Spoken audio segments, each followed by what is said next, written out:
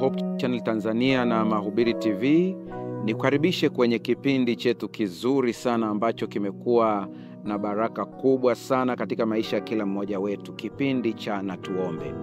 Jumatano iliyopita tulianza mada yetu nzuri sana ambayo imekuwa na baraka mkubwa sana kwa kila ambaye ameangalia somo letu la kwanza. Na kama nilivyosema ni kwamba somo hili lina sehemu yake ya kwanza ambayo imeshapita, na tunaangalia sehemu ya pili leo. Tutaangalia pia sehemu ya tatu. Ni somo ambalo kila mmoja ambaye amelisikiliza alipata kitu kipi ambacho kimebadilisha maisha yake kabisa: kuzikabili siku ngumu bila hofu. Unakumbuka kwamba kwenye kipindi kilichopita tuliona ya kwamba hakuna mtu yeyote hapa duniani ambaye anaweza akakwepa hizi siku katika maisha ya siku ngumu zenye changamoto. Ni sehemu ya maisha, lakini jinsi ambavyo unazikabili inategemea jinsi ambavyo umejiandaa. Unakumbuka kwamba katika somo ambalo limepita tumeona ya kwamba huwezi kubadilisha majira huwezi kuyabadilisha. Lazima kuwe na kipindi cha joto na kipindi cha baridi. Maeneo yale ambayo unakuta msimu wote ni msimu wa baridi mwanzo mwisho, haukuwa mpango wa Mungu, ni changamoto na matokeo ya dhambi ndio yamesababisha mambo kama hayo. Lakini kwa mujibu wa Biblia lazima kuwe na misimu. Kunakuwa na msimu wa baridi, kuna msimu wa joto, kuna msimu wa kupanda, kuna msimu wa kuvuna, kuna msimu pia wa kuharibu, kuna msimu wa kujenga. Hizi ndizo nyakati ambazo kila mwanadamu lazima azipitie. Sasa basi, kwa wale ambao wamejiandaa vizuri kwa wakati wa baridi, wanaandaa nguo za baridi, yani makoti, majaketi, masweta na vitu kama hivyo.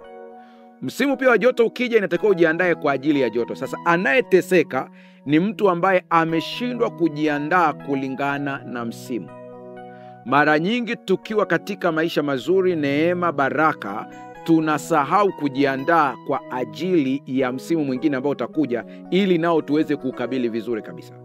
Si kweli ya kwamba kuna mtu tangu kuzaliwa kwake mpaka anakufa anapitia shida tu. Sio kweli kabisa. Najua kuna mtu ananitazama anasema, mchungaji wewe hujui. Maisha yangu tangu utoto mpaka utu uzima imekuwa ni shida tu. Huo sio mpango wa Mungu. Lazima kuna kitu kinatakiwa kifanyiwe kazi hapa. Hapa naongelea mfumo wa kawaida wa maisha. Kwa hiyo unapoelewa ya kwamba maisha yako hivyo, utajua namna ya kujiandaa. Na ndio lengo hasa la somo hili ambalo limekuwa na sehemu ya kwanza, na leo tunaingia sehemu ya pili. Nikukumbushe kidogo maandiko ya Biblia na kile ambacho maandiko yanasema. Kwanza tuangalie maisha ya Yusufu. Wakati mfalme wa Misri ameota ndoto juu ya wale ng'ombe 7 ambao waliona walikuwa wamenona vizuri kabisa, lakini baadaye wakaja ng'ombe 7 wengine ambao wamekonda. Wale ng'ombe ambao wamekonda waliwameza ng'ombe ambao wamenona, ni kama kinyume chake. Na akaota tena masuke ya ngano, na akaona yale masuke dhaifu yakayameza masuke ambayo yalikuwa yametoa chakula vizuri sana. Ni kama vile ndoto inakwenda kwa staili ambayo vitu ni kinyume chake. Tulitarajia yenye nguvu, haya ambao ni dhaifu. Lakini katika ndoto ya mfalme kwamba wale ambao ni dhaifu yenye nguvu. Kuna somo kubwa sana hapo. Kaika sana na hii ndoto na maana yake, ndipo akamtafuta Yusufu. Yusufu alikumbukwa na mtu ambaye alimsaidia kutafsiri ndoto. Akaletwa samani. Mfalme sio ambaye alikumbuka Yusufu, ila mfalme alipewa taarifa ya Yusufu. Ndipo yule bwana akamkumbuka Yusufu, akamleta. Yusufu alivyokuja akatoa tafsiri. Tunaposoma Biblia tunaona kama vile ile ni story ambayo imeishia pale, ya kwamba pakaja na miaka mizuri, miaka yenye mavuno. Yusufu akatoa tafsiri yake ya kwamba sasa mfalme ajitafutie mtu mwenye hekima aweze kukusanya chakula katika nchi yote ya Misri ili kiweze kuwa msaada wakati wa njaa. Ukiona hii historia ya Yusufu ukaishia hapo, utaisoma Biblia kama historia. Lakini ukiona historia ya Yusufu na tafsiri ya ndoto kama kitu ambacho Mungu anaongea na wewe leo, utajua namna ya kuchukua hii ndoto ya mfalme wa Misri ikaja katika maisha yako ya kila siku. Maisha yetu yamezungukwa na kipindi cha kanuni ya 7-7, kipindi cha kupata na kipindi cha kupoteza. Mhubiri sura ya 3 inaweka vizuri. Sasa ni wewe sasa ujue kutumia vipindi kwa mujibu wa hekima ya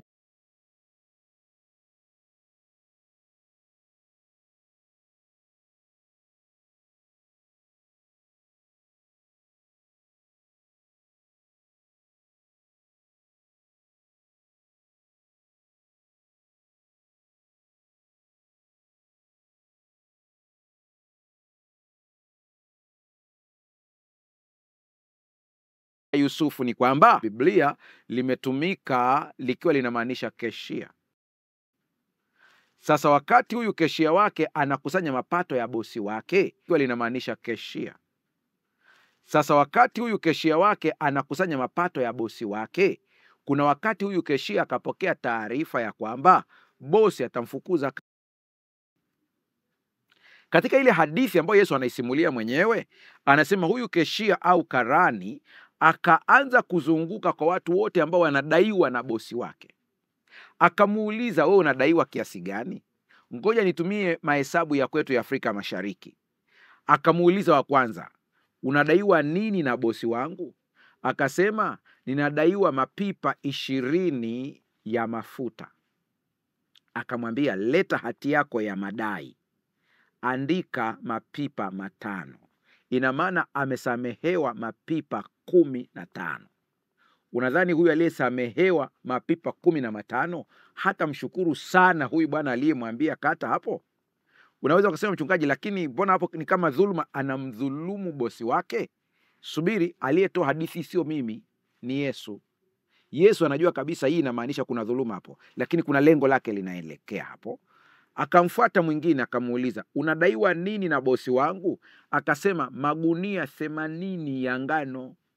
Akamwambia, andika 20. Ina maana hapa ameokoa magunia 60. Huyu mtu atamshukuru sana. Ndipo Yesu anatoa mfano, anasema muda ulipofika bosi wake kweli akamfukuza kazi huyu keshia kama alivyokuwa amekusudia. Na alipomfukuza kazi, huyu bwana ikajulikana kwamba amefukuzwa kazi. Alipotoka, wale wote aliowasaidia wakati akiwa yupo kazini ndio wakageuka wakawa wasaidizi wake, wakamsaidia yeye wakati hana. Maisha yanaenda kwa staili hiyo. Leo unavyo, kesho utakosa. Kwa hiyo kama utajua kutumia hizi kanuni vizuri, utatumia wakati wa kupata ili ukusaidie wakati wa kukosa. Yesu anapotumia mfano anasema, wana wa dunia, wa ulimwengu huu, katika ulimwengu wao wa kidunia wamekuwa na akili kuliko wana wa nuru. Wana wa nuru wameshindwa kutumia wakati wa neema, ili wakati mwingine ukija, neema ikiwa imeondoka maishani, waendelee kusurvive vizuri. Msimu wa baridi unapokuja, wasipigwe na baridi. Hutazuia baridi, ila unaweza kujua namna ya kuikabili baridi. Ndio maana hili somo linasema namna ya kuzikabili siku ngumu bila hofu na kwa ujasiri. Leo tunaangalia sehemu ya pili.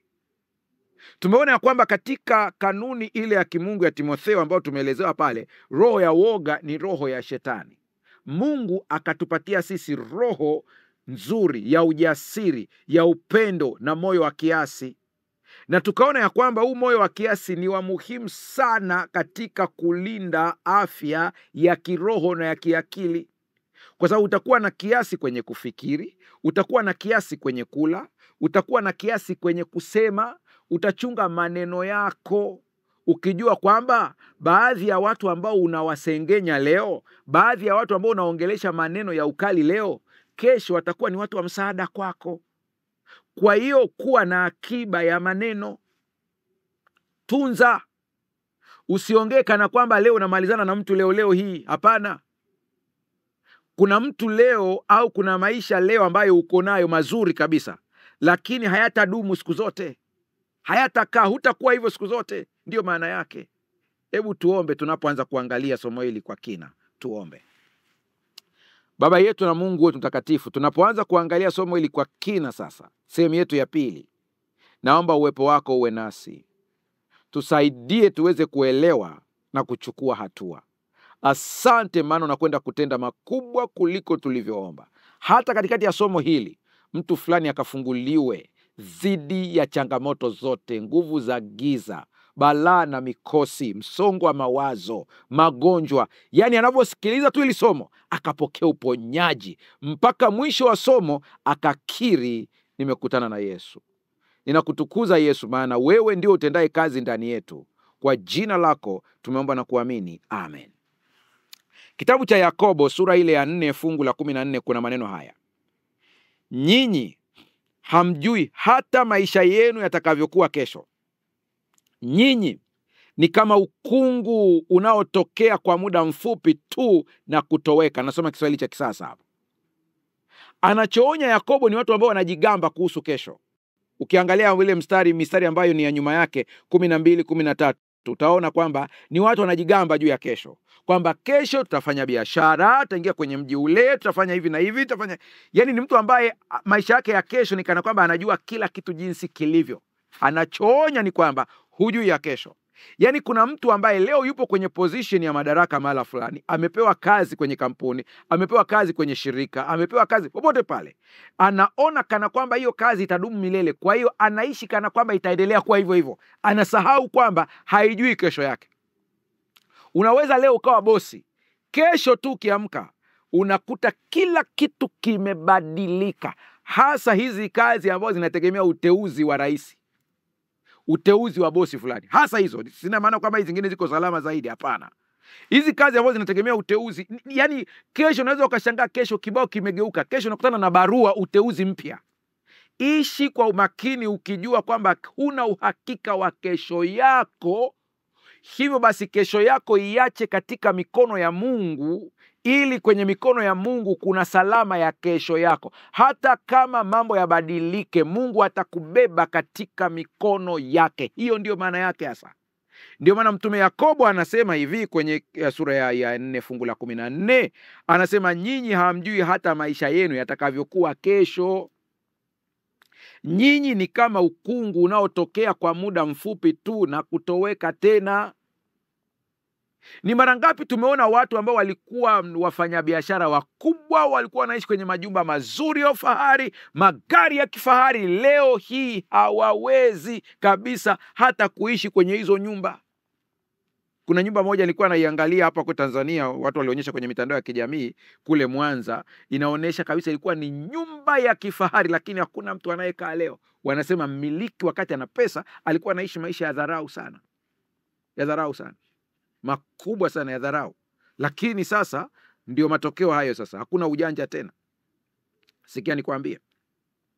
Uhai wetu hapa duniani ni mfupi na usio na uhakika.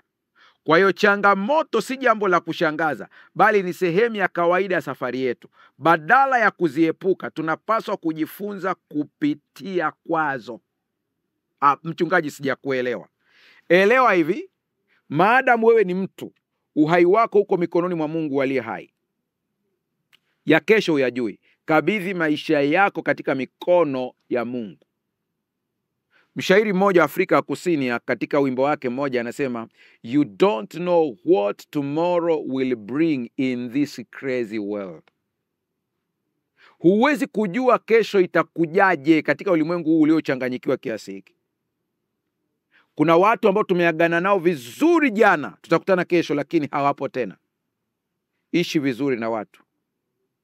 Ishi vizuri na binadamu wenzako. Usiishi kana kwamba wewe ni Mungu.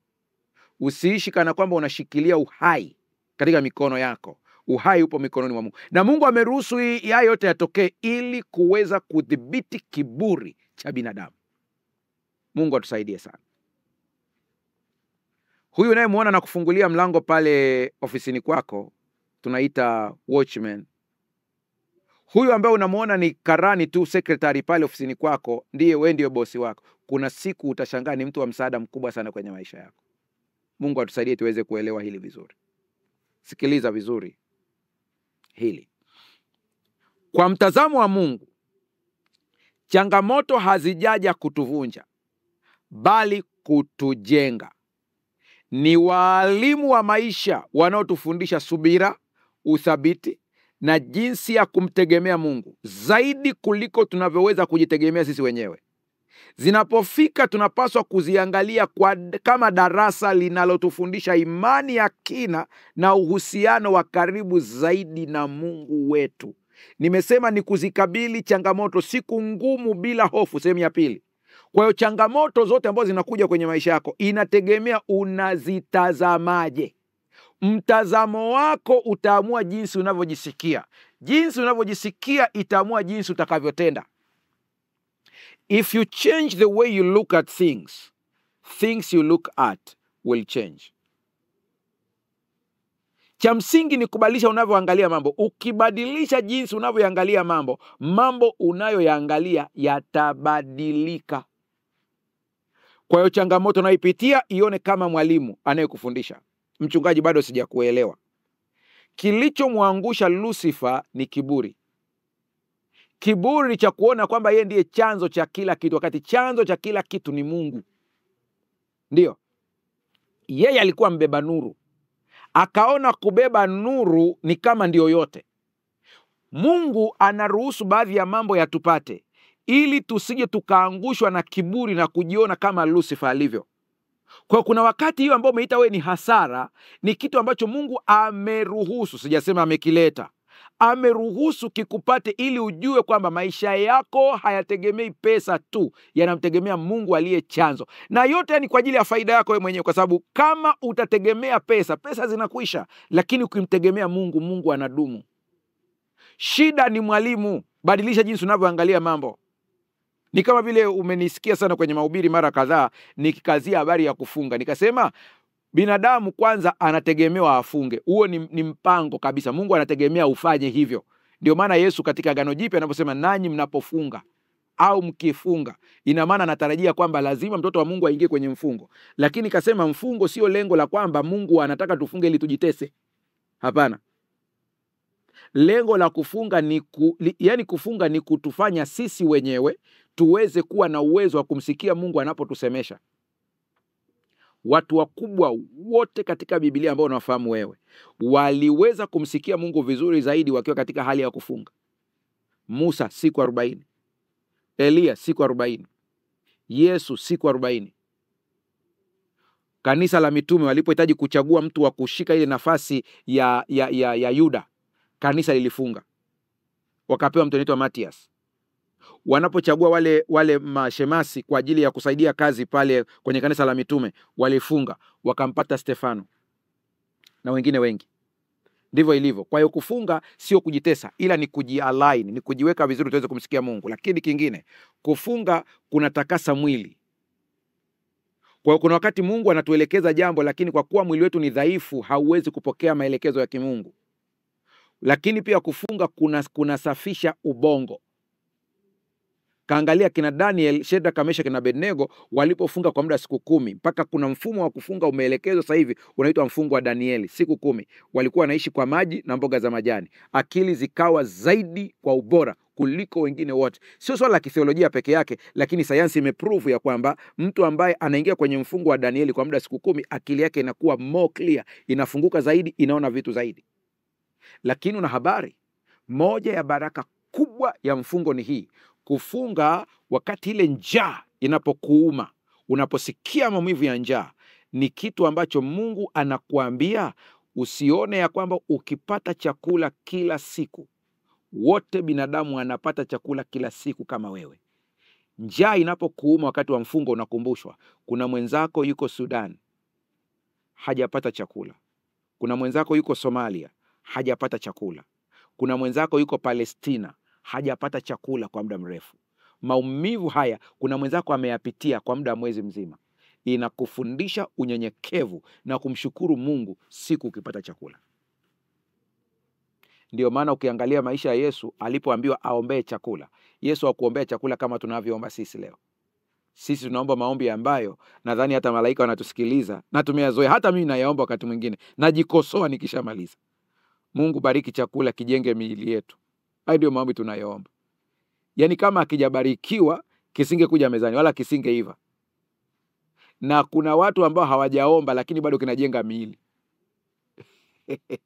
Unaweza kusema mchungaji, kwa hiyo maana yake ni kama angalia Yesu alivyoomba. Yesu alipoombea chakula alikuwa anasema ninakushukuru Mungu utupae chakula. Yaani ana appreciate. Anamshukuru Mungu maana iko mezani tayari. Kufunga kuna kusaidia kujua kwamba kuna wenzako hawana chakula. Kufunga inakusaidia kujua kwamba maisha ni mzunguko.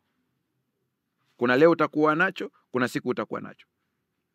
Changamoto yoyote ambayo Mungu ameiruhusu ikupate kwenye maisha ni ili ikuchonge kwa ajili ya ubora zaidi.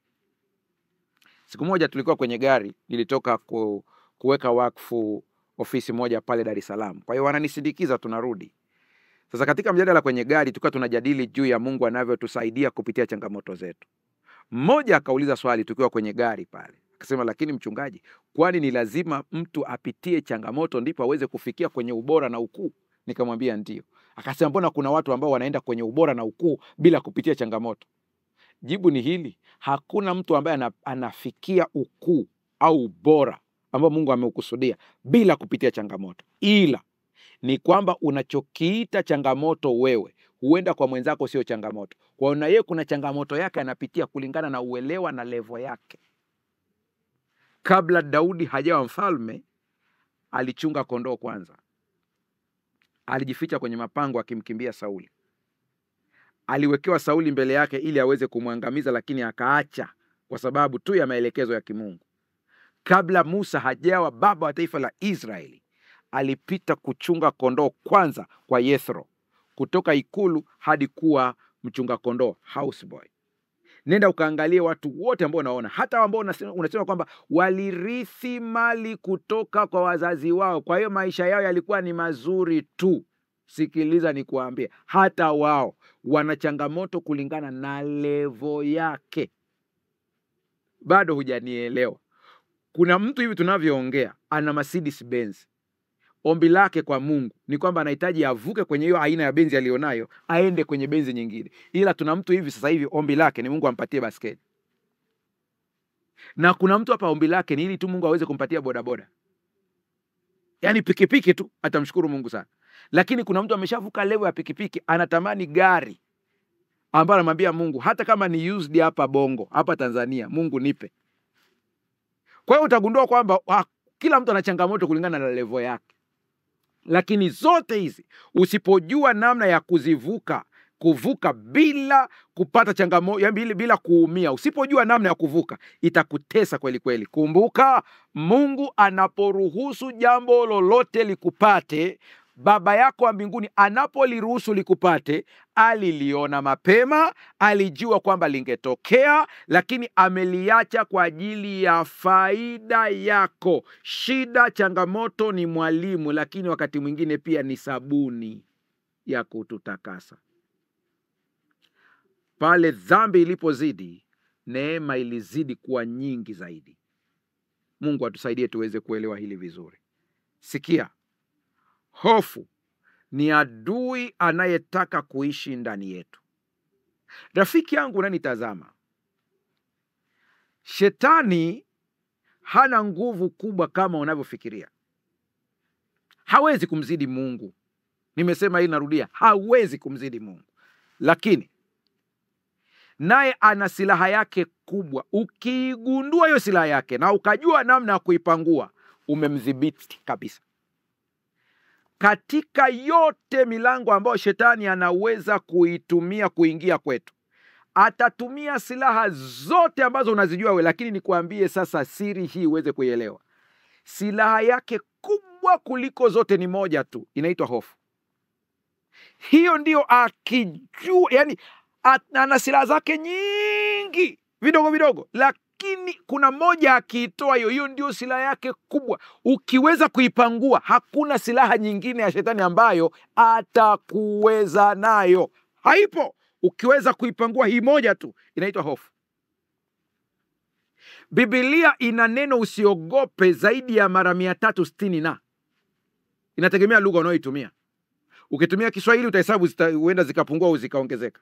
Ukitumia Kiingereza hivyo hivyo. Lakini ni kana kwamba katika siku za mwaka ambao tunahesabu sasa hivi wa Kigregory 360 ni kama vile Mungu kila siku ana ujumbe kwako wa kukuambia usiogope. Kwa nini Mungu awe na ujumbe wa usiogope kila siku? Kila siku ukiamka, sauti ya Mungu ya kwanza ambayo inaingia kwenye akili yako ni kwamba usiogope. Ni kwa sababu atakwambia hivi, leo unavyoenda katika shughuli zako za kila siku, silaha ya kwanza ambayo adui ataitumia dhidi yako ni hofu. Usiogope. Anamwambia Yoshua, usiogope, maana wewe ndio utakayewafikisha hawa katika nchi. Usiogope. Kama nilivyokuwa na Musa, nitakuwa na wewe. Na unayenitazama leo, na mimi nakwambia hivi, usiogope.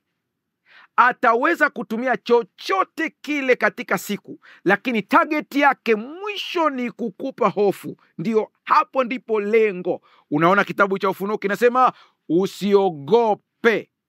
Anasema atakaye kuwa mwaminifu hadi kufa atapewa taji ya uzima. Media imejaa woga mkubwa sana, kubwa sana.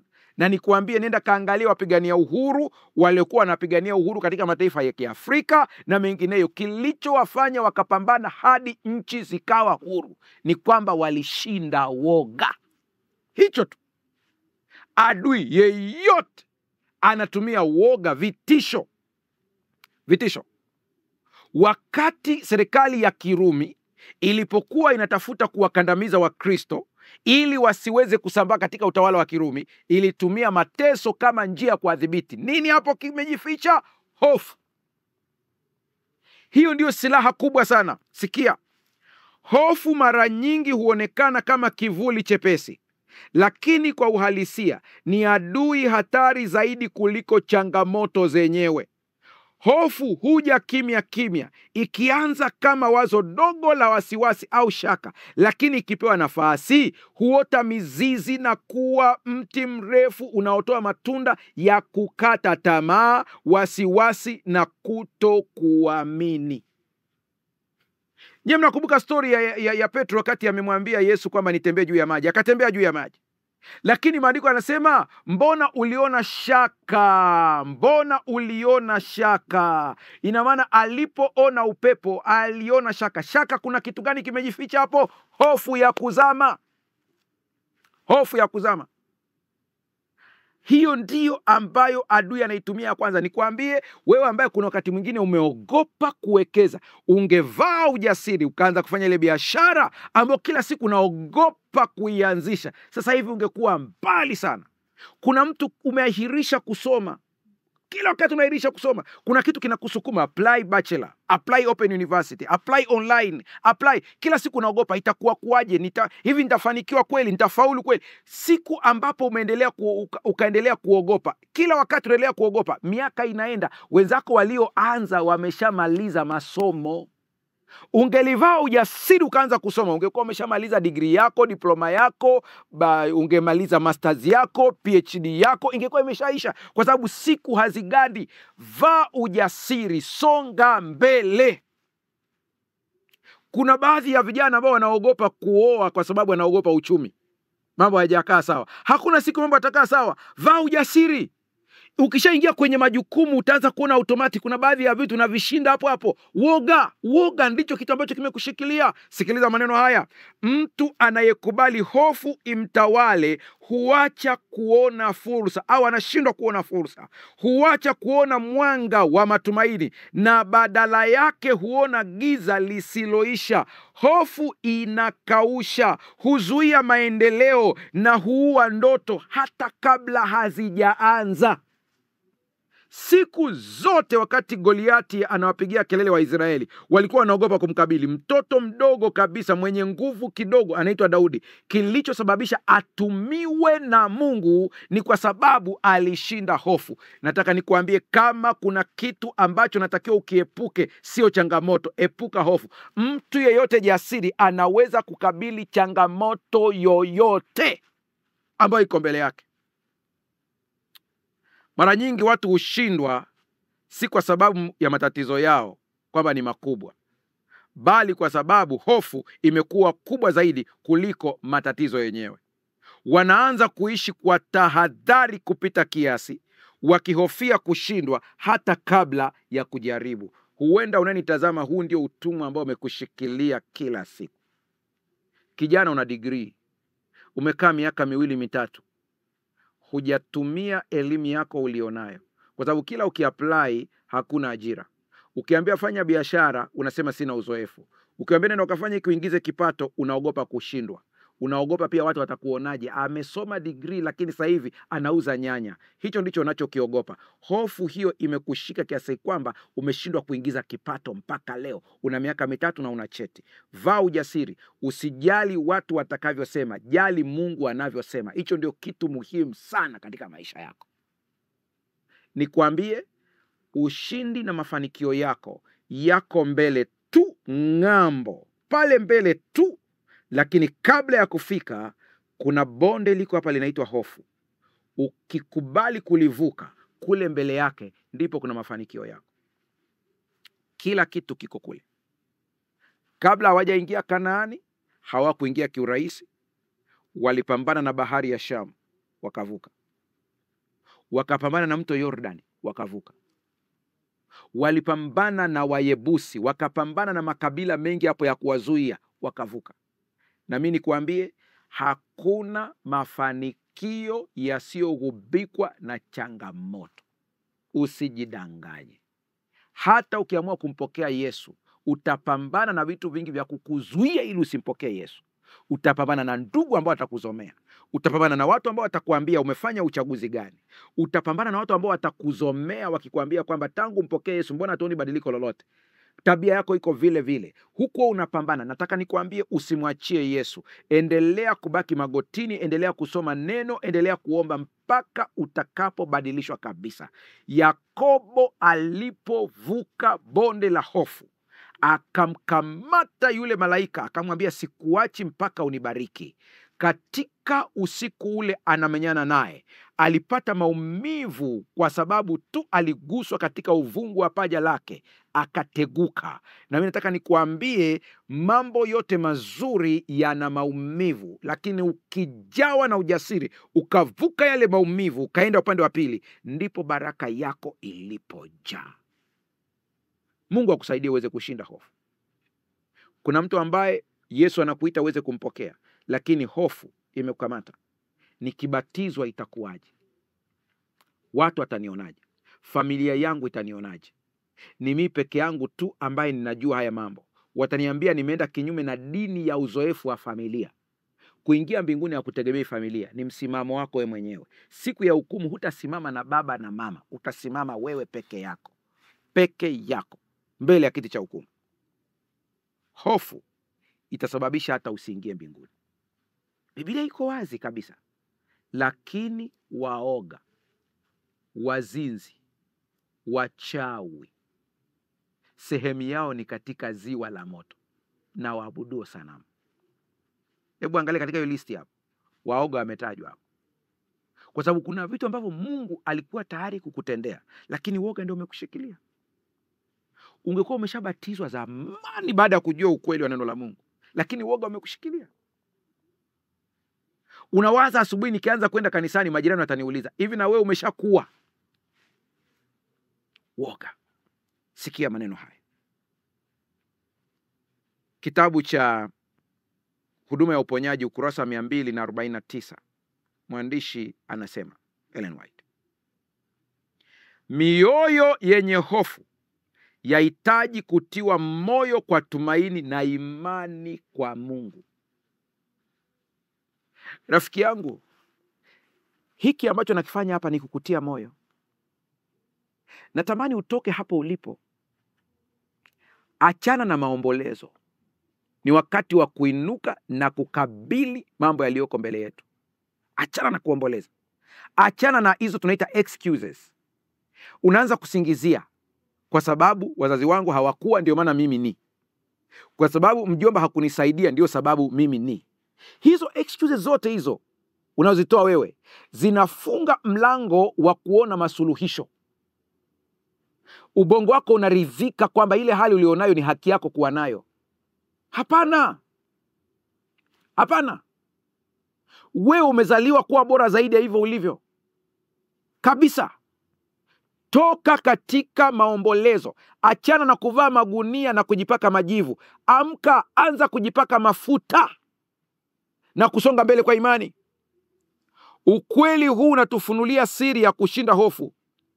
Hatutaishinda kwa nguvu zetu, bali kwa tumaini na imani kwa Mungu. Tumaini hili huja tunapoweka macho yetu kwa yeye aliye mwanzilishi na mtizamaji au mmalizaji wa imani yetu, the author and finisher of our faith, ambaye ameianzisha imani yetu ndiye atakayeimaliza. Rafiki yangu, kama ulifuatilia vizuri kipindi kilichopita, nilielezea kwamba ikiwa ulikuwa kwenye tumbo la mama yako ukiwa hujui chochote, aliyekutunza tumboni ni nani? Maana huwezi kujitunza wewe ukiwa tumboni.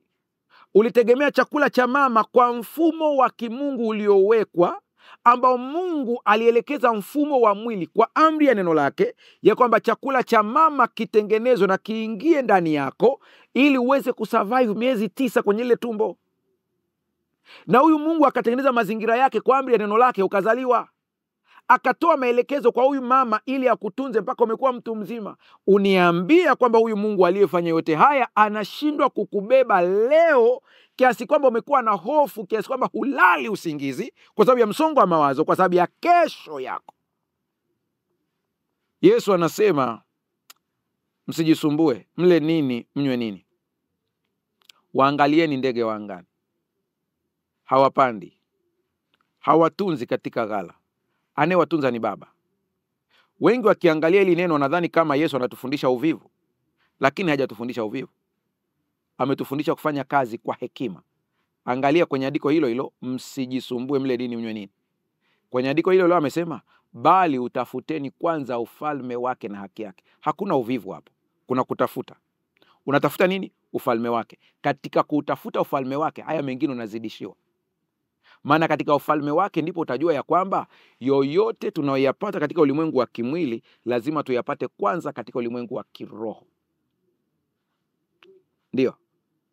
Kwa katika kutafuta ufalme wa Mungu ndipo unapata hekima za kimungu kwa ajili ya kuona vitu vikitokea halisi katika ufalme, katika matokeo ya maisha ya kimwili, katika ulimwengu wa kimwili. Mungu atusaidie tuweze kuelewa vizuri hapa.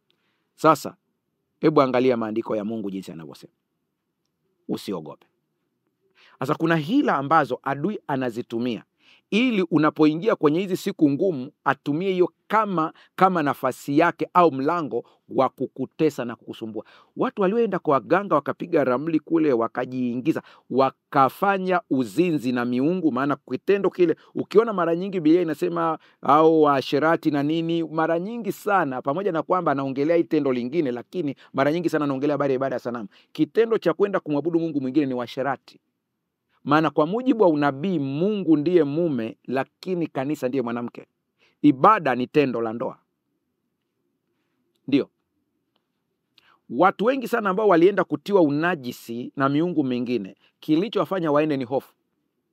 Umeumwa kwa muda mrefu, hujaona matokeo ya kupona. Mwisho unasema ngoja niende kule nikapeleke kuku ili niweze kusaidiwa. Kumbe unapoenda kwenye kusaidiwa tayari ndipo umejiingiza kwenye shida. Lakini kama ungelishinda hii hofu ya kifo, usingefanya hayo yote. Kwa muda wako utasoma kitabu cha Ibrania sura ya 2 uone pale ambapo mwandishi anapoelezea tofauti ya Yesu na malaika. Anapoelezea ile tofauti anamtaja Yesu kwamba yeye ni zaidi ya malaika, lakini katika kumtaja kuna kitu muhimu akakisema pale. Anasema wala hatwai asili ya malaika, bali anachukua asili ya mtoto wa Ibrahim, yani binadamu. Anasema ili kwa njia ya mauti, akafananishwa na ndugu zake, ili kwa njia ya mauti amharibu yeye aliyekuwa na nguvu za mauti, yani Ibilisi.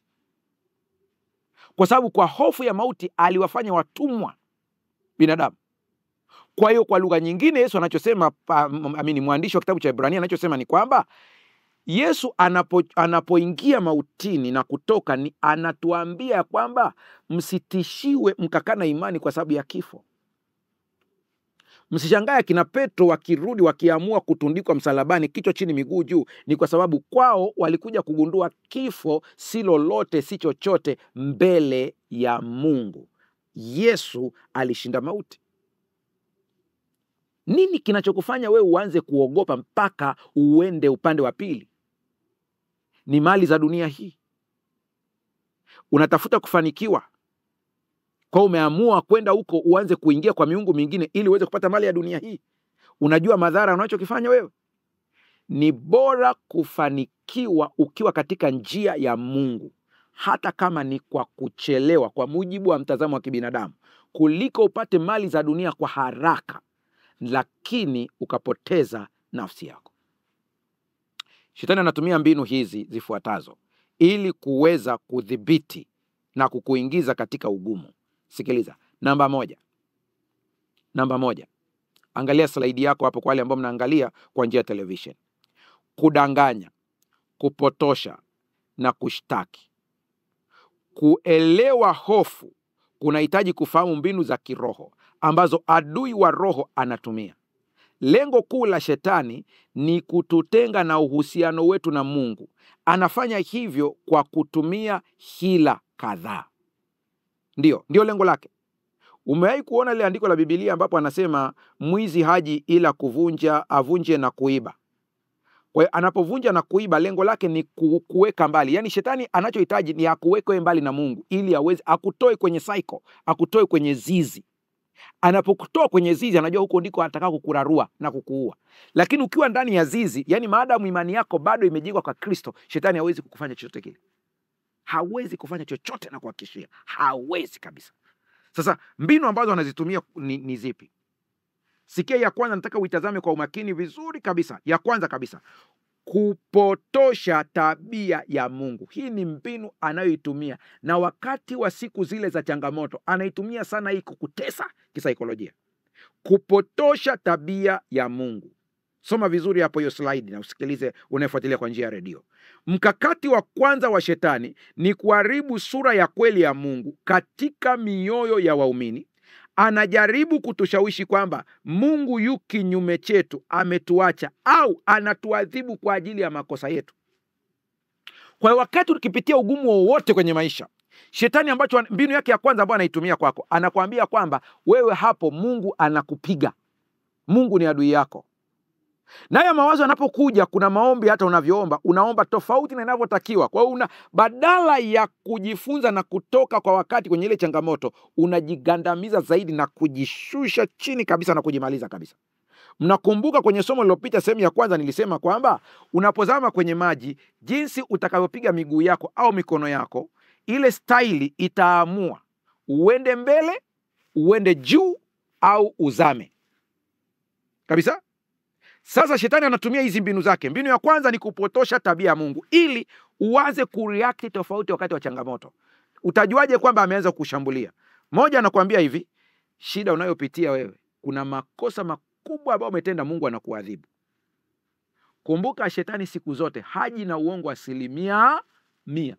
Atachanganya uongo na ukweli. Katika hii sentensi kuna ukweli lakini pia kuna uongo. Ukweli uko wapi? Baadhi ya matatizo ambayo tunayapata ni matokeo ya uchaguzi wetu sisi wenyewe. Kwa uhuru wa kuchagua tuliopewa, tukaingia upande wa shetani, tukapata matokeo. Ni kama mtoto ambaye ameambiwa usiguse pale kuna moto, akaenda kugusa. Anapogusa ule moto, anapoungua, alafu mtu anakuja kulaumu kwamba baba yako ndiye amesababisha. Baba amesababisha nini? Baba alionya, mama alionya, usiguse moto. Kwa vivyo hivyo na sisi, kuna vitu katika maisha yetu tumeamua uchaguzi wetu sisi wenyewe, tukaingia kwenye matatizo. Lakini shetani anakuja kutuambia kwamba chanzo chake ni Mungu, wakati ni uchaguzi wetu wenyewe. Hatukubali kuwajibika. Kwa hiyo hapo kuna uongo. Lakini cha ajabu ni hiki, Mungu atatumia hilo tukio ili kutusaidia sisi tusirudi kwenye shida tena. Kwa hiyo baba anapomwona mtoto amegusa moto akaungua, baba anachokuja cha kwanza ni kumsaidia mtoto aweze kumponya ile jeraha lake vizuri. Lakini wakati anaponya jeraha, baba anamwambia nilikukanya. Umeona moto jinsi ulivyo? Moto umekuunguza kabisa. Kwa hiyo Mungu anatumia matukio kutufundisha. Lakini Mungu anatupenda. Kwa hiyo shetani anachotumia cha kwanza ni kupotosha tabia ya Mungu. Mungu ndiye amesababisha. Ndio maana kwenye misiba kuna kauli, kazi ya Mungu haina makosa. Yaani kazi ya Mungu haina makosa. Mtoto anaona baba yake yupo kwenye jeneza, kazi ya Mungu haina makosa. Ni kweli kuna watu ambao wamekufa sio kwa sababu ya Mungu. Watu wangu wanaangamia kwa kukosa maarifa. Kwa mchungaji, unamaanisha nini hapo? Matatizo hayaletwi na Mungu, ila Mungu anaweza kutumia matatizo kutuosha na kututengeneza. Anaanza kutilia mashaka tabia ya Mungu, uone Mungu ni katili, Mungu ni mbabe. Kampeni yangu kubwa siku zote ni kuambia watu, baba yako wa mbinguni anakupenda na hapendi upatwe na shida. Mungu gani ambaye anafurahia wakati unateseka kwenye biashara yako? Sio Mungu tunayemtumikia. Anaeleta matatizo haya ni Shetani. Biblia iko wazi ya kwamba mambo yote yaliyo mazuri hutoka kwa baba wa mianga. Kila jema linatoka kwa Mungu. Ndiyo. Na kila baya linatoka kwa Shetani au matokeo ya chaguzi wetu sisi wenyewe. Hilo ulielewe. Kwa hiyo Shetani mbinu yake ya kwanza ni kupotosha tabia ya Mungu. Mungu aonekane sio mwenye upendo, ni mbabe anayeadhibu. Maombi yako unaanza kuomba, Mungu, ni kosa gani nimetenda ambalo hata unisamehe? Mbona napitia magumu kiasi hiki? Kosa gani ambalo nimetenda? Unaona hata maombi unayoomba, hujui namna ya kuomba, unaomba kwa staili ya kulaumu. Mungu akusaidie utoke hapo. Sikia. Jambo lingine ambalo analitumia Shetani katika kutushambulia wakati wa changamoto ni kuingiza mawazo mabaya. Anaingizaje mawazo mabaya?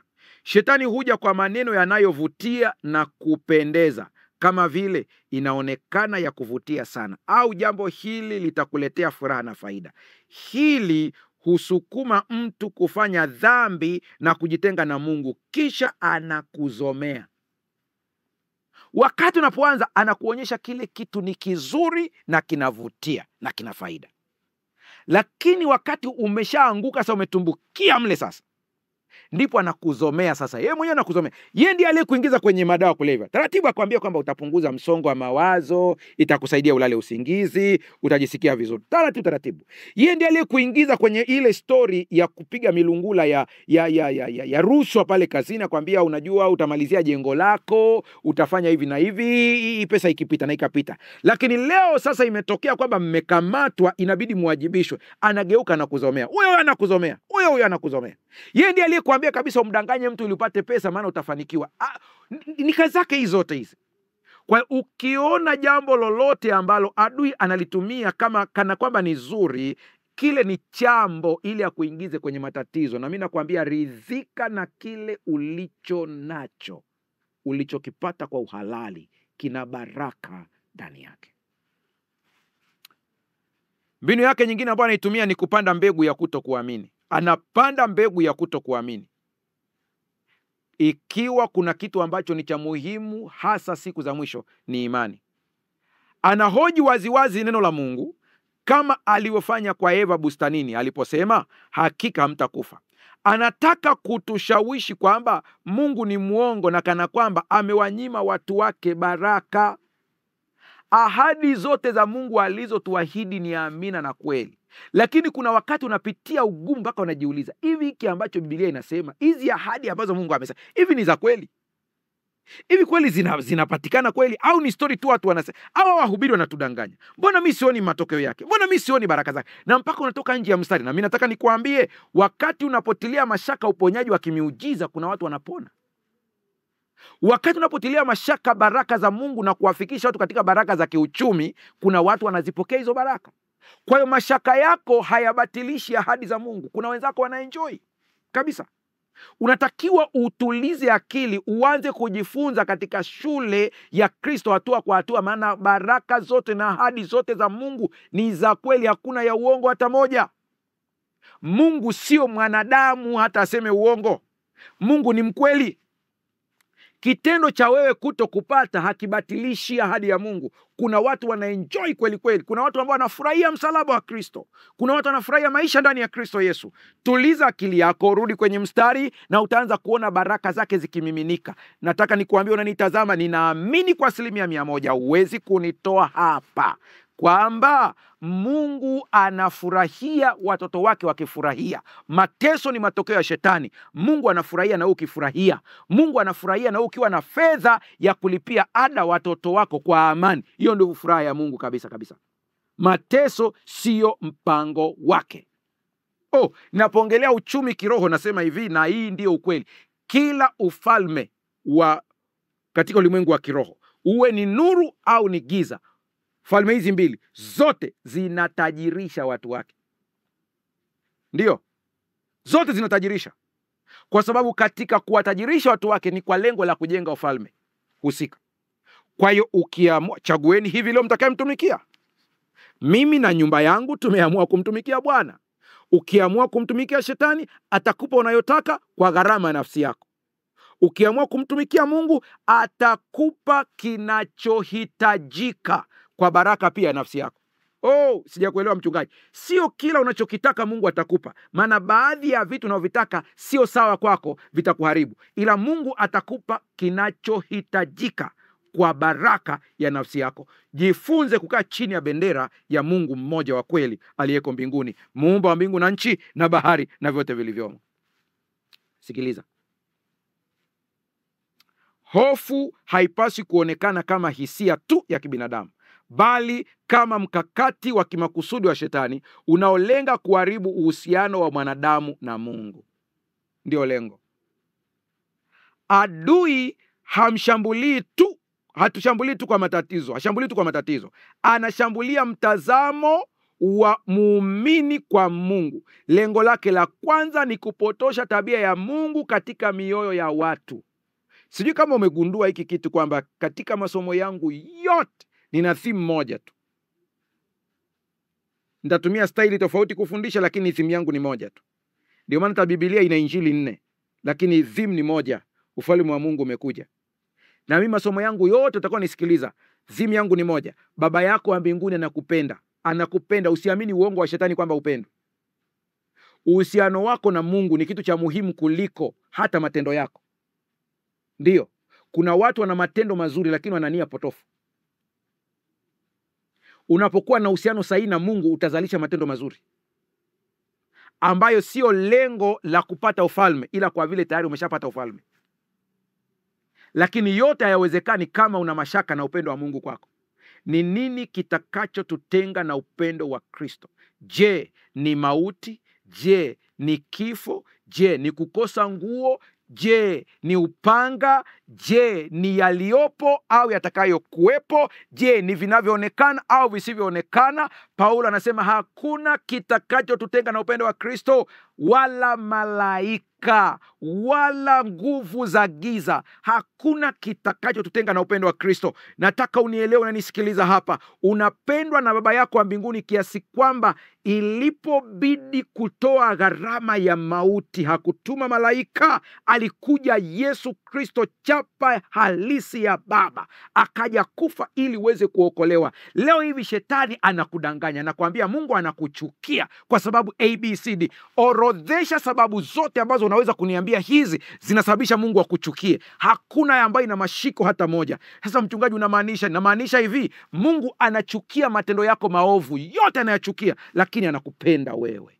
Yuko bize kuyaondoa maovu yako ili akutunze wewe. Ndio, mtoto wako anapojinyea, unamkata makalio au unamsafisha? Unamsafisha. Ule uchafu unauchukia, ila unampenda mtoto. Usikubali uongo wa shetani. Kuna mtu unanitazama sasa hivi hapa, unajiona mdhambi uliopitiliza kwa sababu ya matendo yako.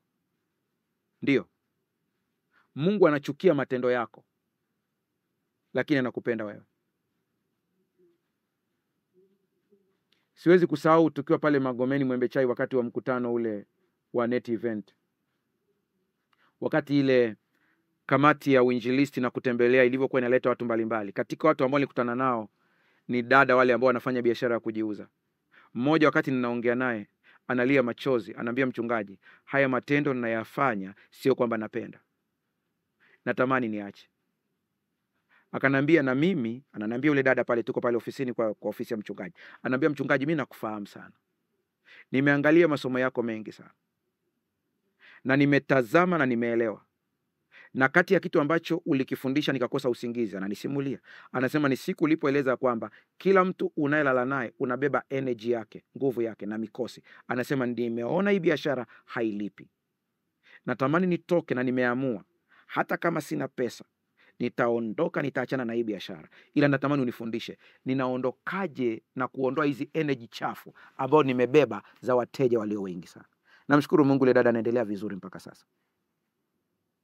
Sikiza nikwambie, inawezekana unanitazama, maisha yako yamejaa uchafu